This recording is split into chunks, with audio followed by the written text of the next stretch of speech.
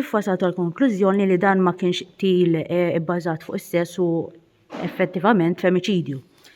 Kif qed tajjeb fil-konferenza tal-aħbarijiet, dakka mill-investigazzjonijiet li saru f'dawn l-aħħar jiem minn wara id-delitt jirriżulta li mill-informazzjoni li nġabret u mill-provi li nġabru waqt l-investigazzjonijiet ma jirriżultax li dan kien xi każ premeditat, laqas kien xi każ attakk speċifiku fuq il-vittma speċifika fuq il-persuna jew inkella fuq il-sess tal-persuna u kif qed ukoll illi ma kienx hemm konoxximent il-vittma u l-allegat suspettat laqas kienu jafu lil xulxin.